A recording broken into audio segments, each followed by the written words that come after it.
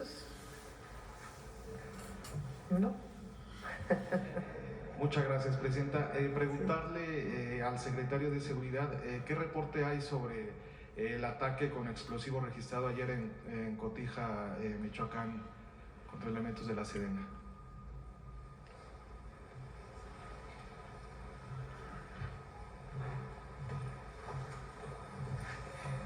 Buenos días, con su permiso, señora Presidenta. El día de ayer a las 9 de la mañana en un lugar al sur de Cotija, en un municipio, se tuvo información que ahí existía un campamento con personal armado. Se despliega personal militar, son 4 bases de operaciones al mando del coronel comandante del batallón responsable de ese sector. Se trasladan, se realizan reconocimientos aéreos, sí se ubican unas instalaciones que fungían como un campamento, con parapetos, con organización del terreno, que ahí no se observa gente armada en ese momento. Inician el desplazamiento, arriban a ese lugar, pero hay troncos, ya no pueden seguir avanzando con los vehículos, descienden, inician su desplazamiento a pie y localizan 3 cuerpos desmembrados. El personal rodea el área para efectuar reconocimientos y en ese momento estalla un artefacto explosivo improvisado. Lamentablemente fallecen 2 compañeros, 2 soldados y 5 más fueron heridos, entre ellos un mayor que llevaba el mando de ese grupo. Un sargento primero y 3 soldados también fueron heridos. Son evacuados mediante una fuerza en situación de alerta, en helicóptero, que estaba sobrevolando el área. Son evacuados al hospital de zona de Apatzingán, Michoacán, y pues eso es lo que tenemos. Siguieron avanzando, llegaron a las instalaciones donde se encontraba el campamento, estaba abandonado, no había nada más, y esa es la situación. ¿Qué grupo criminal sería el responsable de este ataque, general? Bueno, tenemos la idea, únicamente es la idea, porque al estar del lado de Michoacán, desde la época de Aguililla, el grupo de delincuentes locales ponían muchos artefactos explosivos de este tipo para que no ingresara el cártel de Jalisco Nueva Generación. Entonces suponemos que es el grupo local de Michoacán. Cárteles Unidos. Cárteles Unidos. ¿Preocupa a la Secretaría de la Defensa Nacional en la utilización de estos artefactos por parte de grupos de la delincuencia organizada? Bueno, pues todo lo que hace la delincuencia organizada nos preocupa. Respecto a los artefactos explosivos que emplea la delincuencia organizada, son elaborados de una manera muy rústica. No son fabricados, no son del tipo que utilizan las Fuerzas Armadas. Nosotros no utilizamos minas, el ejército mexicano no, pero otros países sí. Claymore, en el caso de los Estados Unidos, minas antipersonal de ese tipo, pero no, de estos no se han localizado. Repito, son rústicos, los emplean mucho ellos, los de delincuencia organizada. Afortunadamente no son muy efectivos en ese sentido.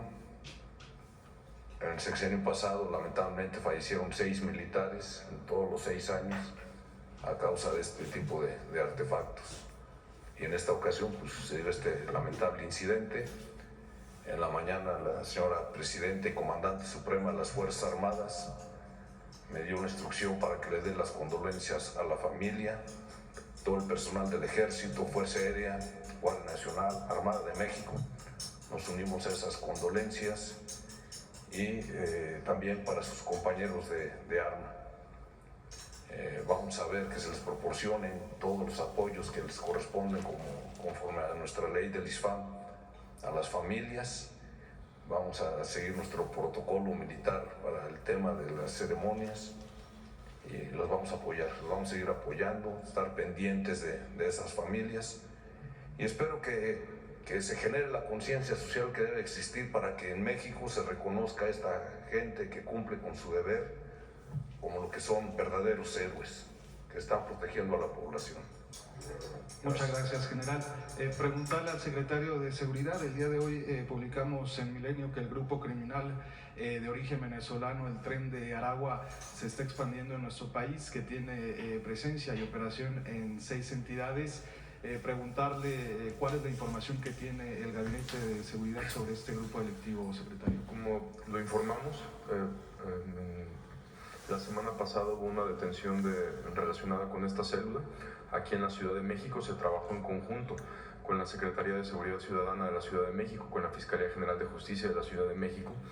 Fue una operación que se llevó a cabo por parte del Gabinete de Seguridad, donde participó la Fiscalía General de la República, Sedena, Marina y la Secretaría de Seguridad a través de la Subsecretaría de Investigación y el Centro Nacional de Inteligencia. Se detuvieron a 5 personas la semana pasada relacionadas con esta célula, con este grupo Tren de Aragua, que a su vez estaban vinculados y relacionados con dos lamentables feminicidios que ocurrieron en la Ciudad de México en junio. Estas personas de este grupo delictivo de Tren de Aragua están relacionadas con explotación sexual y tráfico de personas. Tenemos investigaciones para continuar deteniendo a estas personas. No tenemos registrada una expansión como tal, pero sí tenemos registrada la actividad de estos sujetos aquí en la Ciudad de México y por eso fue la detención. La detención que se hizo también en esta semana de las 10 personas que informé hace unos minutos, si bien son también personas extranjeras y el líder es también extranjero, no está relacionado con este grupo Tren de Aragua. ¿Han detectado ustedes en el Gabinete de Seguridad alguna alianza de este grupo con otras organizaciones de la capital del país o de otras entidades? Ninguna. Lo que sí detectamos en la investigación pasada, en la detención pasada, es que sí tenían contacto con ciertos narcomenudistas de la Ciudad de México, pero no como una alianza como tal, sino simple consumo y venta. ¿Entre las actividades ilícitas de este grupo está tráfico de migrantes, secretario? En el de ayer, sí, el que se reportó, de las 10 personas detenidas son totalmente tráfico de migrantes, operó en Ciudad de México y Nayarit. El otro relacionado con el Tren de Aragua fue más bien una detención donde estaba relacionada con feminicidios y explotación sexual. Muchas gracias, secretario. Finalmente, preguntarle al fiscal general de la República cuál es la situación jurídica de Osiel Cárdenas Guillén. ¿Qué representa esta deportación hacia nuestro país y si ya se cumplimentaron las 3 órdenes de aprehensión que están pendientes en su contra? Sí, como lo informé hace un momento, esta persona ya está recluida para cumplir con las sentencias que tiene en su contra y todas las órdenes de aprehensión que estaban pendientes se van a ejecutar dentro del propio penal, como es la costumbre y como es la obligación procesal. Eso es lo que tenemos en este momento. Ven acá, la compañera. Muy buenos días, presidenta. Buenos días a todas y a todos. Bueno, por ahí ya una compañera comentaba justamente este operativo que hizo el gobernador de Chiapas, Eduardo Ramírez Aguilar, el fin de semana, donde detuvieron a 92 policías presuntamente relacionados con algunos grupos delictivos. En este sentido, presidenta, preguntarle si ya se sentó de manera oficial a platicar con el gobernador que tomó protesta justamente el fin de semana, usted o el secretario de Seguridad, para implementar o enriquecer la estrategia que él pues va a aplicar para el Estado. Ya se habían reunido el secretario con el gobernador, vinieron en su momento el gobernador constitucional, Rutilio, y Eduardo como gobernador electo al gabinete. Después tuvieron algunas reuniones. El sábado que estuvimos en el recorrido del tren, aproveché para tomar acuerdos con los 5 gobernadores y, bueno, 3 gobernadores y 2 gobernadoras del sureste. Ahí platicamos de obras públicas, distintos apoyos, el proyecto que tenemos de polos de bienestar en Tapachula y en la zona sur, en la frontera con Guatemala, y también de la parte de la estrategia de seguridad que han estado trabajando, platicando con el secretario.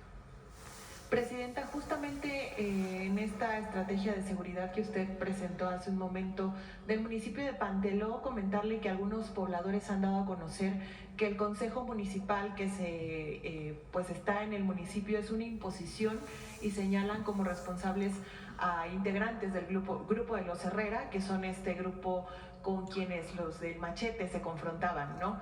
¿Han atendido ahora que ya entró el nuevo gobernador, el municipio? Usted ya presentó pues estas cifras, también saber qué otra estrategia de seguridad enfocado específicamente en Panteló, teniendo en cuenta que todavía está la demanda de los 21 desaparecidos justamente por parte del grupo del Machete. ¿Qué más se va a implementar para poder garantizar la justicia a esta población? Es un municipio donde no se ha podido llevar a cabo elección constitucional, de tal manera que no han podido decidir su presidente o presidenta municipal. Entonces lo que se hace en estos casos es que se nombra un consejo por parte del Congreso Estatal de Chiapas. Tenían un consejo nombrado por el Congreso. Recientemente, hace unos meses, nombraron a otros por parte del Congreso de Chiapas. Y es algo que realmente le corresponde a Chiapas y nosotros vamos a apoyar en todo lo que se requiera para poder llevar a cabo, si es factible, la elección. Lo que se hizo, porque un grupo llegó a tomar la presidencia municipal y teníamos información desde días antes, y además el día que estuve presente en la inauguración de la carretera, la ampliación de la carretera de Tuxtla a San Cristóbal, se acercaron varias familias a decirme que pues este grupo que había entrado había generado mucho miedo en la población. Entonces lo que se hizo en ese momento por parte de la Secretaría de Gobernación fue ponerse en contacto era justo los días del gobierno saliente y el gobierno entrante, con el gobierno saliente para poder hacer algunas mesas de trabajo, y se tomó la decisión de que entraran elementos de la Secretaría de la Defensa Nacional como labor social.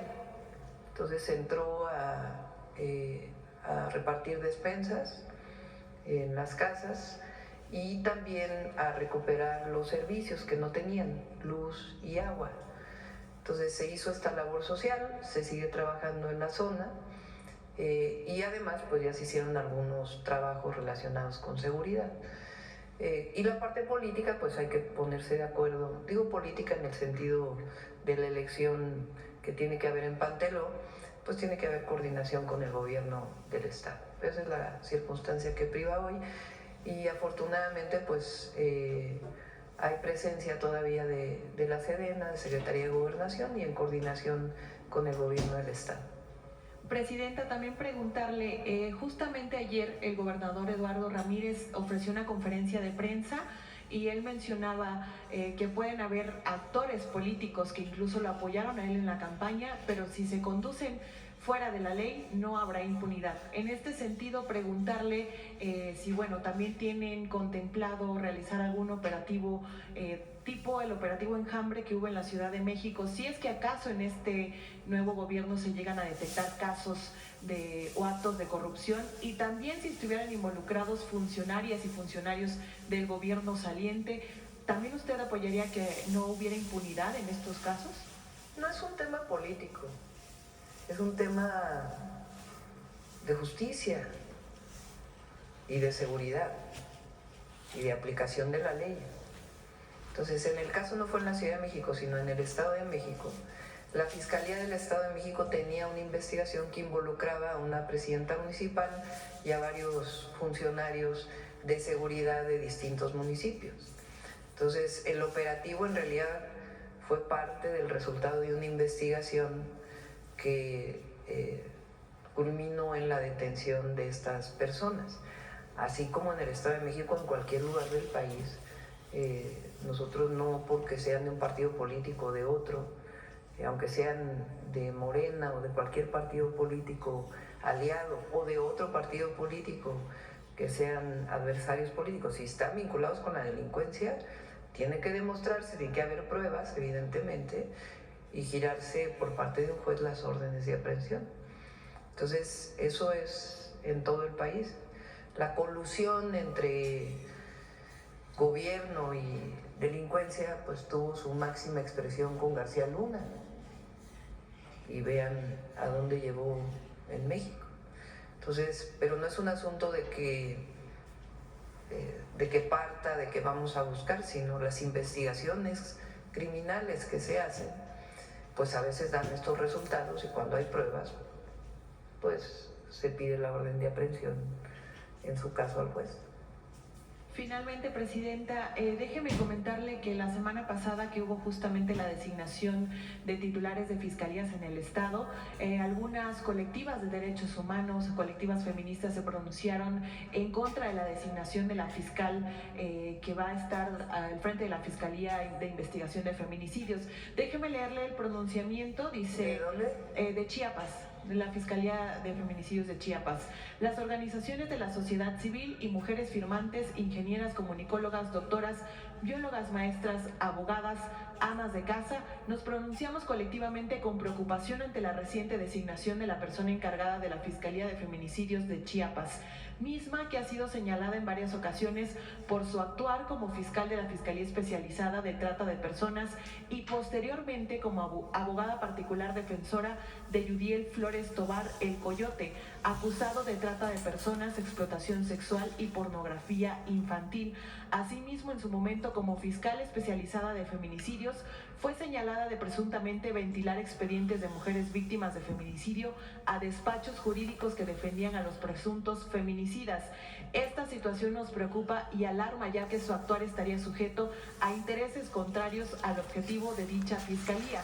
Es decir, pone en riesgo el manejo imparcial y ético de la Procuración de Justicia que tanto necesitamos las mujeres, niñas y adolescentes en Chiapas, por lo que solicitamos que se fortalezca la Fiscalía Especializada en Atención al Delito de Feminicidio con personal con trayectoria profesional, perspectiva de género, derechos humanos y compromiso públicamente reconocido con la causa, lo que nos daría confianza de que sus actuaciones estarán regidas bajo el irrestricto respeto al marco normativo sobre los derechos de las mujeres y las infancias, por ellas, las familias, por las familias, por nosotras, por las niñas, adolescentes y mujeres de Chiapas. La fiscal que fue nombrada es Cintia Velázquez Sánchez y justamente fue señalada de estar defendiendo a este sujeto que fue acusado de pornografía infantil.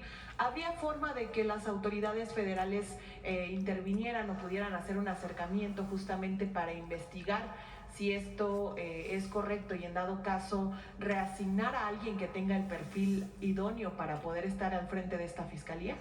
No les corresponde al gobierno federal nombrar fiscal en Chiapas. De hecho, la fiscalía pues es autónoma. Pero podría haber un acercamiento con el gobernador justamente para… Pues hay que revisar el caso. No tengo yo conocimiento particular de este caso. Sería bueno pues que lo revisara el fiscal que llegó y que nombró a esta fiscal, ¿no? Frente a lo que está pidiendo la ciudadanía.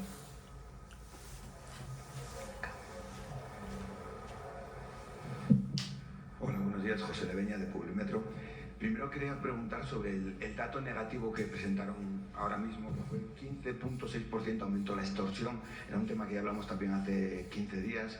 ¿Cómo están trabajando la Secretaría de Seguridad para evitar este tipo de delito que también está afectando a extorsiones telefónicas, se están difamando también en redes sociales, se crea bullying y además hay muchas estafas telefónicas? ¿Cómo se está trabajando en este sentido? Bueno, ahora le pido al secretario que conteste las particularidades, pero recuerden que la extorsión acaba de ser ya, tiene que publicarse en el Diario Oficial, pero se decretó delito con prisión preventiva oficiosa. De ahí tienen que desglosarse una serie de acciones en las leyes secundarias y particularmente en el Código Penal para caracterizar este delito. Eso va a ayudar a disminuir este delito. Es un delito, es de los pocos delitos que ha aumentado. La Secretaría de la Defensa Nacional ha estado haciendo un trabajo muy importante para el limón en Michoacán, que ha dado resultados. Y Omar, si quieres platicar un poco más.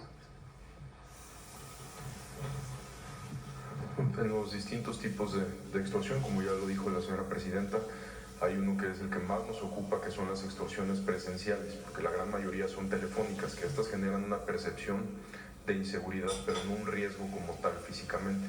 Cuando son extorsiones presenciales, como lo que comentó la señora presidenta en Michoacán, esas son las que más nos ocupan.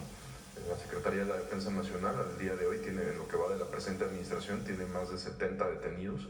Se han incrementado las denuncias, el precio del limón está estable. Estas detenciones pues inmediatamente tienen una repercusión en que disminuya la extorsión. Estos operativos se están replicando en otras partes también del país y en lugares donde tenemos coordinaciones muy estrechas con las fiscalías, como aquí en la Ciudad de México, pues, se trabajan en conjunto también. Cuando hay denuncias, inmediatamente hay un área aquí en la Ciudad de México, por ejemplo, de manejo de crisis y negociación, donde se comparte la información, se atienden a las víctimas y se busca detener a los responsables. Cuando son extorsiones telefónicas, la gran mayoría, como hemos detectado, también ha salido de algunos penales, donde estamos trabajando también con gobiernos locales pues, para incrementar la tecnología en estos centros. También en tema de seguridad, Eduardo Ramírez, el gobernador de Chiapas, acaba de generar una orden que a partir del viernes todos los bares y cantinas cierren máximo a las 2 de la mañana. ¿Apoyaría que esta medida se trasladara a otros estados donde hemos visto que la violencia también está repuntando? Pues como ya lo dijo también la señora presidenta, en distintos estados cada quien tiene una estrategia de seguridad. Con el gobierno de Chiapas entrante hemos tenido comunicación diaria. Hoy en la madrugada estuvimos también en comunicación con el secretario de Seguridad de Chiapas para permanentes operativos que se están realizando en coordinación. Y ya por último, con la señora presidenta, me gustaría preguntarle sobre un tema... Sobre la extorsión es importante porque estamos trabajando en ello. Las personas no denuncian cuando son víctimas de extorsión por temor, y es entendible. Entonces, la idea es buscar que no necesariamente presenten su denuncia en el Ministerio Público, sino que tengan un espacio de denuncia anónima que les permita explicar qué es lo que están viviendo para poder intervenir con las fuerzas federales o estatales. El último tema que quería tratar es sobre los días de asueto o días de tradición que se celebran aquí en México. En el pasado 20 de noviembre pues se vio que fue una buena celebración aquí en Zócalo, pero se vio que hubo menos gente porque no fue festivo. El presidente López Obrador comentó que le gustaría que hubiera fechas que se celebraran y que fueran el día de asueto, el día que se conmemora el hecho, el evento, ¿no?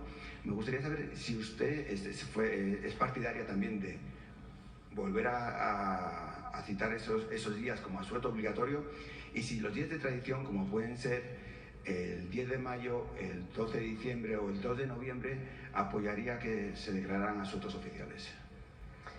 Hace varios años se orientó a que el día festivo se pegara a lunes o a viernes.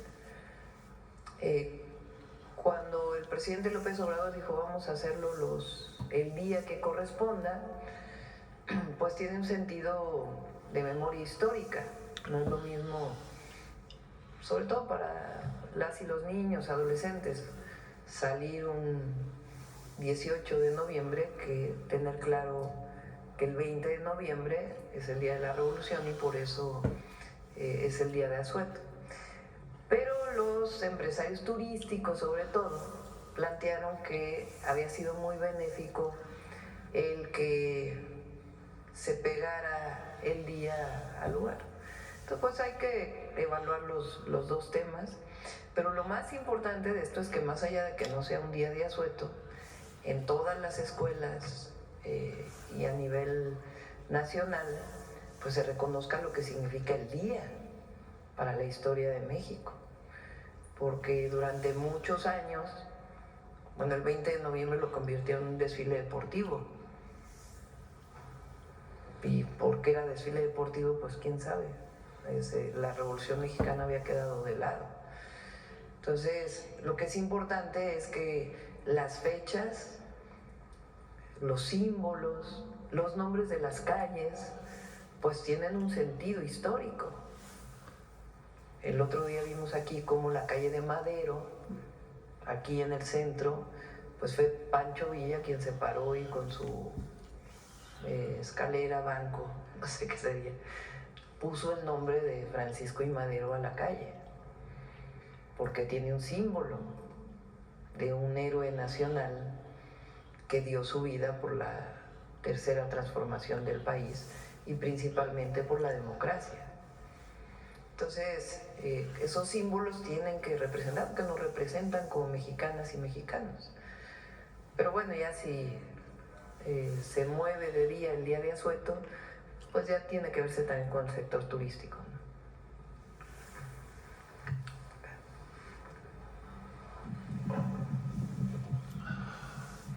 Muchas gracias, Presidenta, y un saludo al Gabinete de Seguridad. Mi nombre es Santiago de Llano Nieves, del medio alternativo de comunicación Ecos Media MX. Presidenta, ayer se anunció la detención, y como lo mencionaron las compañeras periodistas, aproximadamente 90 policías municipales en Chiapas, y la Secretaría de Seguridad Pública destituyó a un jefe de policía de Guanajuato abusando de detenidos. Pero como otro lado, vemos con preocupación que en la alcaldía Benito Juárez de la Ciudad de México hay incendios donde incluso 4 personas perdieron vida e inundaciones donde se desaparecen los documentos. ¿Cómo están atendiendo estas situaciones donde se tiene que remar contracorriente? Pues cada caso es distinto, ¿no? El tema que tocas de la Benito Juárez es otro tema muy distinto. En la Ciudad de México, en todo el país hay policías municipales, policías estatales y bueno, la Guardia Nacional a nivel federal. En la Ciudad de México no hay policías de las alcaldías. Ellos contratan policía auxiliar o policía bancaria e industrial para poder dar apoyo a la seguridad, pero el mando de esas policías está en el secretario de Seguridad Ciudadana del gobierno de la ciudad. Entonces, eso es distinto, digamos, en la ciudad frente al resto de las entidades. Ahora, este último caso que tocas de la Benito Juárez, la última explosión no tengo más información, no podría decir exactamente qué fue lo que ocurrió, tiene que informarlo pues la propia jefa de gobierno o el secretario de Seguridad o el heroico cuerpo de bomberos o la fiscalía, si es que hay una investigación en este caso, que normalmente se abre de oficio una investigación en estos casos. Entonces no sé qué pasó en el último incendio. Lo que sí es que pues ya sabemos que en la Benito Juárez lo que hubo es un modus operandi relacionado con el cártel inmobiliario, que provino, o bueno, la fiscal general de justicia en aquella época, Ernestina Godoy, inició esa investigación producto de una explosión en un edificio en donde encontró que los departamentos estaban a un solo nombre, y de ahí empezaron a investigar y descubrieron pues esta ola de corrupción en la alcaldía Benito Juárez, que entre otros pues el hoy presidente del PAN es su máxima expresión. Y hay mucha gente detenida, ¿no? Y una inundación de los papeles que pues nunca pudo ser claramente explicada. Pero son dos cosas distintas frente a lo de Chiapas y todo lo demás. Mi segunda pregunta, Presidenta, ¿cómo podemos los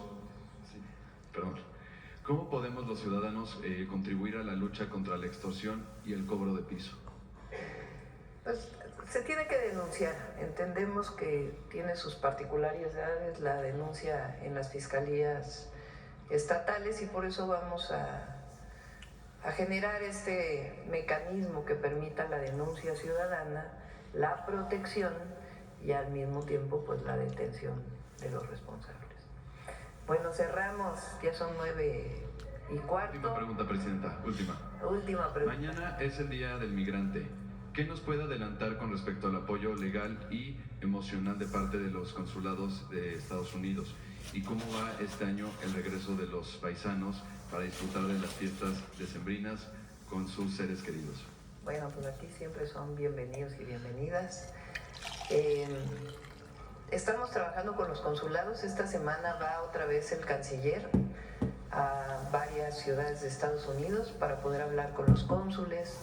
Incluso él está yendo a los centros de detención para poder ver las condiciones en las que están migrantes mexicanos que han sido detenidos, sea por un asunto, son por asuntos migratorios, pero en algunos casos es porque cometieron o una infracción o un delito en Estados Unidos, que son tratamientos distintos.